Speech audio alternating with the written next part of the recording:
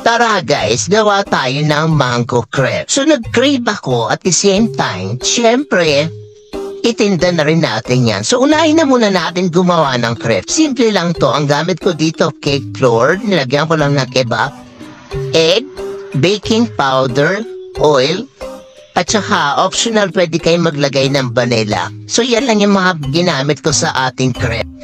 Naglagay nga din pala ako dito ng asukal. Ayan, nung saktuhang kintalam ng ayon sa panlasa nyo, huwag masyadong matamis.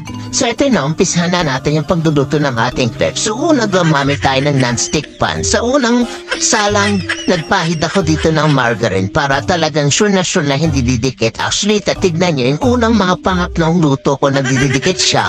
Kasi yung pan natin, medyo ano na siya. Ginagamitan ng mga taga-hugas ko dito ng scotch brite at naiinis ako. So ayan, mga sumunod na crepe maganda na siya. So kung magbalot na tayo, so mahal na kilo lang hanggang ngayon. Pero kahit ganun 190 kilo, push natin ang pagkikrate. So ayan, magbalot na tayo para lang naman kayo nagbabalot dito ng lumpia.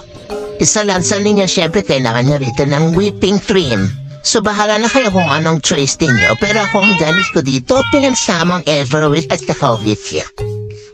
Ayun, tapos nabalutan nyo na lahat, pwede na kayo mag-drizzle dito ng chocolate syrup or caramel. Option nyo na. At lagyan nyo na rin ng toppings kung anong mangga yung ibinalik nyo sa loob. Pwedeng mangga, strawberry, banana. So kung nag-crave ka, bumili ka na. Let's go!